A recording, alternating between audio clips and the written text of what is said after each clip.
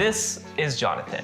On the surface, he looks like every skateboarder and boosted board rider, but his research has changed the boosted community forever. I got to meet him in Houston and talk about the future of the boosted community. But first, group ride.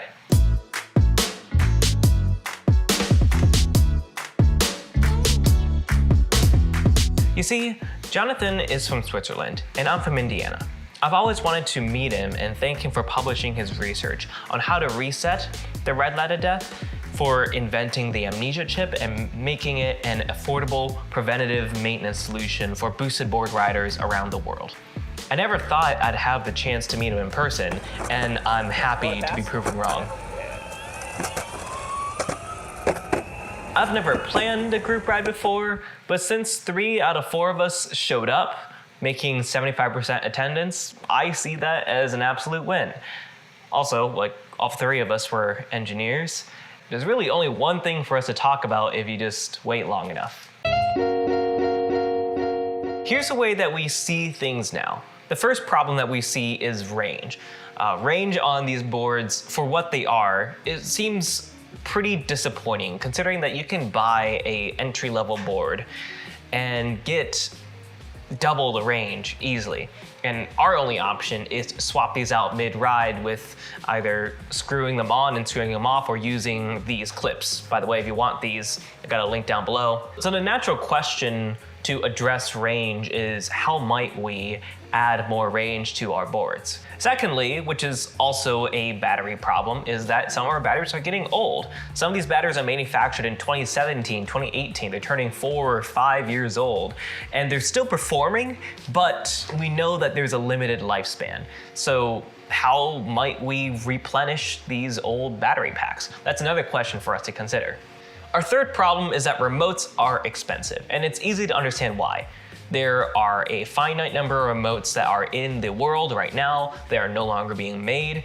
People lose remotes, that creates demand, and supply is capped. So you can pretty much price these whatever the hell you want. Question there is, how might we not lose track of our remotes? And also, like, how might we use other remotes with our boosted boards?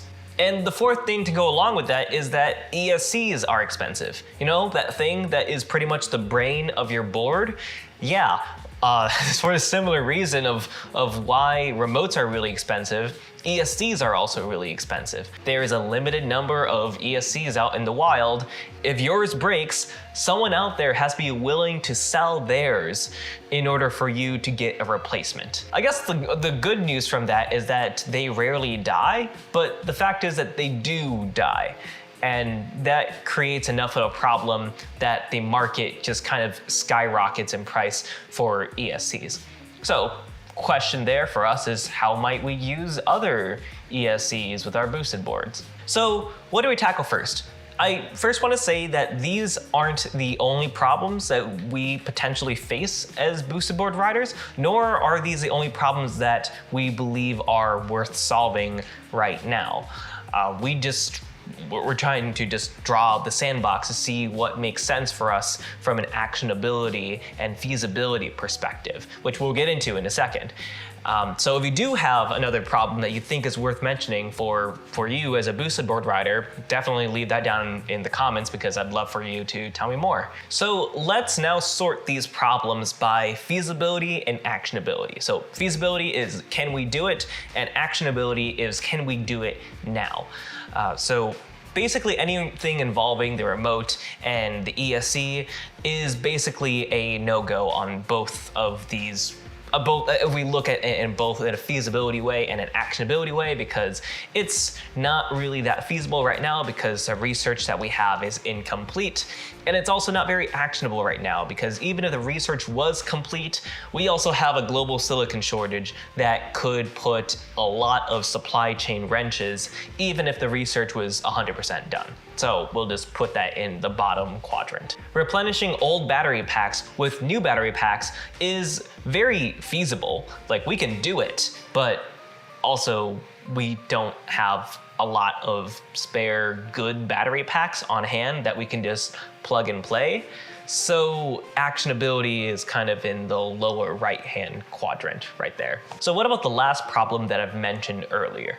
developing a bigger battery pack. That could potentially be feasible.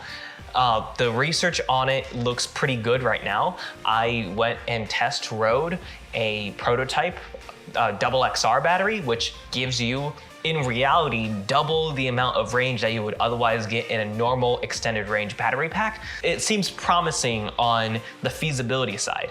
And it also seems kind of promising from an actionability side. Like, this could be the one way that we can unlock the other things in our feasibility and actionability matrix. So here's how our future could go. Jonathan and I talked a lot in Houston about a bigger battery. This seemed to be the thing that we talked about the most, and for good reason, because it seems that people have been begging for more range for a long time. I mean, even before we started this, like a long time, people wanted to have more range on their boosted board. So naturally, that seems to be a pretty good place to start. Hypothetically, like if we had our way and everything was perfect, we could make some sort of upgrade program where you send in your old XR battery, we put in a new, bigger battery inside, and we send it back to you with a new case, new enclosure, and new battery pack and everything. And now we have the old enclosure and the old battery pack. And we can now, assuming that old battery pack is good, we had to test all of these, assuming the old battery pack was good, we can now put that into an old dying pack so that now that piece of technology can now have a second life, and we can reuse some of the old cells inside the old pack to make new, bigger double XRs. That is if this isn't a perfect world. I'm not sure how well that would work because the double XR prototype that I made from old XR battery packs, still presents with some issues that is associated with the way that I harvested the cells. And that's a video, that deserves to be in a whole separate video. That leaves our last two problems, which is that remotes are expensive and ESCs are expensive. We can solve both those problems hypothetically by getting the battery to think that it's connected to a real boosted board, where in reality we can just connect it to whatever we want, like a VESC or our own ESC. I mean, I say that as if we have it, we definitely don't, but you get my point. So that could solve potentially both those problems at once. One, because now we can use whatever ESC we want, and also we can use whatever remote we want. So we don't have to use a boosted board remote or the boosted board ESC if you want to fix your stuff. Consider this my secret Tesla master plan, just between you and me. Except it looks more like this. Fix boosted boards, use that money to create boosted board specific solutions, use that money to make cooler boosted board solutions, while doing above, also provide hecka cool e-skate innovations. And why not? Buy Tesla motors and make hecka swanky electric skateboards, retire to Costa Rica around 2038. Don't tell anyone.